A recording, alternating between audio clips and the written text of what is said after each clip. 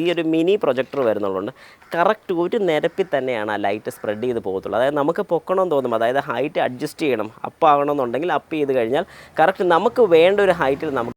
Hi നമസ്കാരം, ഞാൻ Rakesh M G.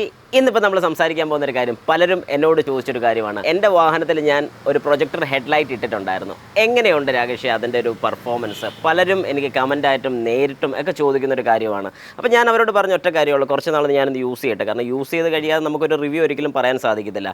ഒരു മാസം റിവ്യൂവും ഒരു 5 മാസം റിവ്യൂവും നല്ല വ്യത്യാസമുണ്ട്. അപ്പോൾ ഏകദേശം ഞാനിപ്പോൾ ഒരു 5 മാസം കഴിഞ്ഞിട്ടുണ്ട് ഈ ഒരു ഹെഡ്ലൈറ്റ് ഇട്ടിട്ട്, അതായത് ഈ പ്രൊജക്ടർ ഹെഡ്ലൈറ്റ് യൂസ് ചെയ്യാൻ തുടങ്ങിയിട്ട്. അപ്പം ഇതിൻ്റെ ഒരു പക്ക, അതായത് എങ്ങനെയുണ്ട്, നിങ്ങൾക്ക് എടുക്കാൻ സാധിക്കുമോ, വർത്താണോ എന്നുള്ളതിനെക്കുറിച്ചൊരു ഡീറ്റെയിൽഡ് റിവ്യൂ ആണ് നമ്മളിന്ന് പറയാൻ പോകുന്നത്. അപ്പോൾ എല്ലാവർക്കും welcome back to my channel M G explore.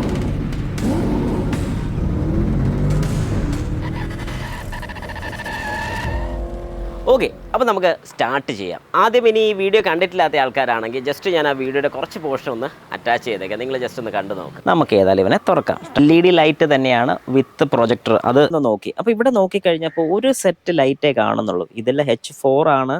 ഹൈയും ബീമും ഹൈയും ലോയും വരുന്നുണ്ട്. അപ്പോൾ ഇവിടെ ഇത് മിക്കവാറും ലോ ആകാനാണ് ചാൻസ്. മേളിലോട്ട് ചെന്നിട്ട് ഭാഗത്ത്, അതായത് നമ്മുടെ ലൈറ്റ് കയറ്റുന്നതിൻ്റെ അവിടെ ഫുള്ളായിട്ട് സെറ്റ് ചെയ്യാൻ പറ്റിയില്ലെന്നുണ്ടെങ്കിൽ, നമുക്ക് അഡ്ജസ്റ്റ് ചെയ്യണമെന്നുണ്ടെങ്കിൽ ഇവിടെ ഒരു സ്ക്രൂ കാണാൻ സാധിക്കും.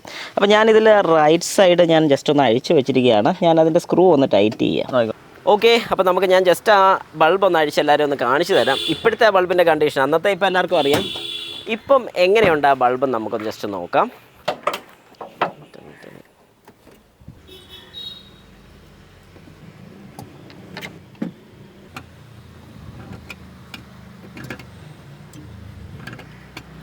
ഓക്കെ, വേണ്ടിരിക്കും നമ്മുടെ ഐറ്റം. അപ്പോൾ ഏകദേശം ഒരു 5 മാസം പ്രായമുള്ളൊരു സാധനം. ഓക്കെ, 5 മാസം, എനിക്കൊന്ന് കുറച്ച് മാസമായിട്ടുണ്ട്, 5 മാസം കുറച്ച് ദിവസമായിട്ടുണ്ട്. ഏതായാലും സംഗതി അതേ സെയിം രീതി തന്നെയാണ്, വേറെ കുഴപ്പങ്ങളോ കാര്യങ്ങളോ ഒന്നുമില്ല, വയറിനും വേറെ പ്രശ്നങ്ങളൊന്നുമില്ല. ഇതിൻ്റെ കൂളിംഗ് ഫാൻ ഞാനന്ന് പറഞ്ഞായിരുന്നു, ഇതാണ് അതിൻ്റെ കൂളിംഗ് ഫാനും. അതും ഈ ഒരു യൂണിറ്റ് മാത്രം ഞാൻ ഇങ്ങനെ കണ്ടിട്ടുള്ളൂ, അതായത് ഫാൻ ഡിറ്റാച്ച് ചെയ്യാൻ പറ്റുന്നത്. അതൊരു എനിക്കൊരു പോസിറ്റീവ് സൈഡായിട്ട് തന്നെ പറയാൻ പറ്റും. കാരണം നല്ലൊരു ഓപ്ഷനാണ്. കാരണം എല്ലാ മോഡൽസിനും, അതായത് ഇപ്പം ഇൻക്ലൂഡിങ് ഒസ്റാമിന് വരെ ഈ ഫിൻസ് വരാത്ത ടൈപ്പിന് ഫാൻ വരുന്നത് അറ്റാച്ച്ഡ് ആയിട്ടാണ്. ഇത് മാത്രം എനിക്ക് റിമൂവബിൾ ടൈപ്പായിട്ട് ഞാൻ കണ്ടിട്ടുള്ളൂ. പക്ഷേ അടിപൊളിയാണ്, എനിക്ക് ഇഷ്ടപ്പെട്ടു. ശരി, ഇനി അടിപൊളിയാണ് നല്ലതാണെന്നൊക്കെ ഞാൻ പറഞ്ഞു. ലൈറ്റ് എങ്ങനെയുണ്ട്? ഇതായിരിക്കുമല്ലോ സ്വാഭാവികമായിട്ട് എല്ലാവരുടെയും മനസ്സിലിപ്പോൾ വരുന്നൊരു ചോദ്യം. ലൈറ്റ് എങ്ങനെയുണ്ട് ഈ ഒരു 5 മാസത്തെ യൂസേജ്? ശരിക്കും പറഞ്ഞാൽ ഒരു ജെനുവിൻ റിവ്യൂ തരാനാണെന്നുണ്ടെങ്കിൽ നല്ല പെർഫോമൻസ് ആണ്. അതായത് നല്ല പെർഫോമൻസ് എന്ന് പറഞ്ഞു കഴിഞ്ഞാൽ രാത്രിയൊക്കെ ആണെങ്കിൽ തന്നെ വാഹനത്തിൽ നമുക്ക് നല്ല രീതിക്ക് റോഡും കാര്യങ്ങളൊക്കെ വിസിബിളാണ്. രണ്ടാമത്തെ കാര്യം, സ്പ്രെഡ് ചെയ്ത് പോകുന്നില്ല. അതായത് നമ്മുടെ നോർമൽ ഹാലജൻ ബൾബും കാര്യങ്ങളൊക്കെ ഇട്ട് കഴിഞ്ഞാൽ നമുക്കറിയാം ഒരുപാട് സ്പ്രെഡ് ചെയ്ത് പോകുന്നുണ്ട്. പക്ഷേ ഇതിലാണെന്നുണ്ടെങ്കിൽ ഈ പറയുന്ന പോലെ ഒരു പ്രൊജക്ടർ വരുന്നുള്ളതുകൊണ്ട്, ഈ ഒരു മിനി പ്രൊജക്ടർ വരുന്നുള്ളതുകൊണ്ട് കറക്റ്റ് ഒരു നിരപ്പിൽ തന്നെയാണ് ആ ലൈറ്റ് സ്പ്രെഡ് ചെയ്ത് പോകത്തുള്ളൂ. അതായത് നമുക്ക് പൊക്കണമെന്ന് തോന്നും, അതായത് ഹൈറ്റ് അഡ്ജസ്റ്റ് ചെയ്യണം, അപ്പ് ആകണമെന്നുണ്ടെങ്കിൽ അപ്പ് ചെയ്ത് കഴിഞ്ഞാൽ കറക്റ്റ് നമുക്ക് വേണ്ട ഒരു ഹൈറ്റിൽ നമുക്കിത് സെറ്റ് ചെയ്തിടാൻ സാധിക്കും. അതും ഒരു പോസിറ്റീവ് സൈൻ. പിന്നെ ഞാൻ ഈ പറഞ്ഞ പോലെ ദൂരെ നിന്നൊക്കെ വാഹനം വരുന്ന സമയത്ത് അവർ ഹൈ ബീമാണ് ഇട്ടിരിക്കുന്നതെങ്കിൽ ഇതിലൊന്ന് പാസ് ബൈ അടിച്ചു കൊടുത്തു കഴിഞ്ഞാൽ ഉടനെ തന്നെ അവർ താക്കുന്നുണ്ട്, അതായത് ലോ ബീമിലോട്ട് മാറ്റുന്നുണ്ട്. അപ്പോൾ എനിക്ക് തോന്നുന്നു ആ ഒരു കാര്യം എനിക്ക് കാണാൻ പറ്റുന്നതല്ല, അത് ഓപ്പോസിറ്റ് സൈഡ് നിൽക്കുന്ന ഒരു വ്യക്തിയുടെ കാര്യമാണ്. അവർ ഡിം അടിച്ച് തരുന്ന സ്ഥിതിക്ക് എനിക്ക് ഉറപ്പാണ് അത്യാവശ്യം നല്ല ബ്രൈറ്റ് ഹൈ ബീമിൽ കിട്ടുന്നുണ്ട്. ഞാൻ ഹൈ ബീമിൽ കഴിവത് ഇത് ഓടിക്കുന്നത് വളരെ കുറവാണ്. കാരണം ഹൈ ബീം മാത്രം ഇതിനകത്ത് പ്രൊജക്ടർ അല്ല, ലോ ബീം മാത്രമേ ഈ പ്രൊജക്ടറിൽ കൂടെ വരുന്നുള്ളൂ. ഹൈ ബീം ഇതാണ്, ഈ മേളിൽ കാണുന്നതാണ് ഹൈ ബീം.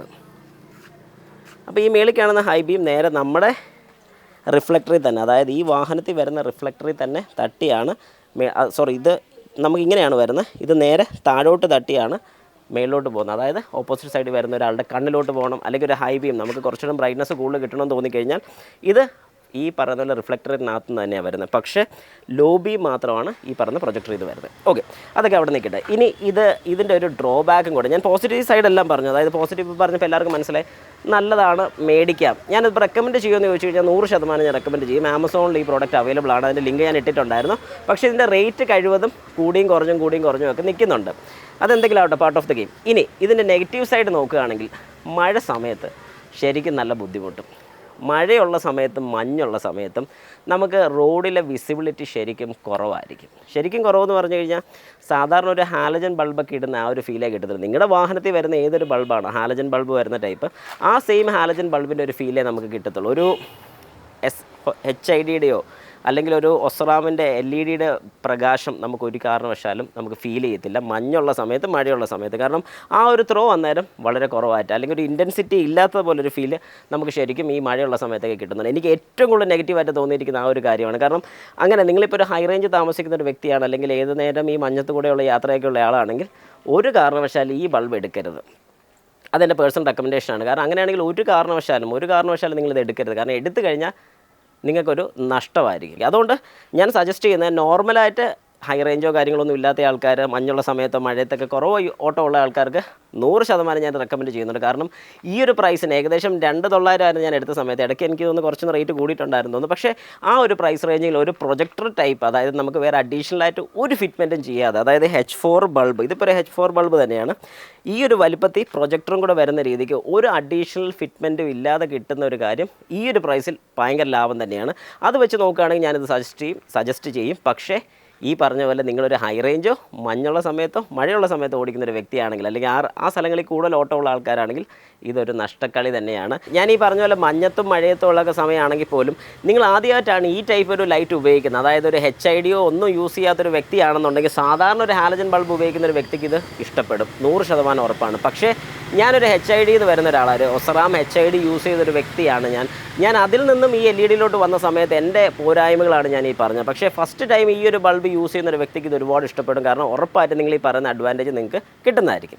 ഇത് വേറെ ആരെങ്കിലും മേടിച്ചിട്ടുണ്ടെങ്കിൽ, അല്ലെങ്കിൽ നിങ്ങളിൽ ആരെങ്കിലും ഇത് യൂസ് ചെയ്യുന്നുണ്ടെങ്കിൽ ജസ്റ്റ് നിങ്ങളുടെ റിവ്യൂസും കൂടെ ഒന്ന്, അല്ലെങ്കിൽ നിങ്ങളുടെ സജഷൻസ് എന്താണെന്നും കൂടെ ഒന്ന് ജസ്റ്റ് കമൻറ്റിൽ രേഖപ്പെടുത്തുകയാണെങ്കിൽ ബാക്കിയുള്ളവർക്കും ഹെൽപ്ഫുൾ ആയിരിക്കും. അപ്പോൾ എല്ലാവർക്കും നന്ദി, നമസ്കാരം.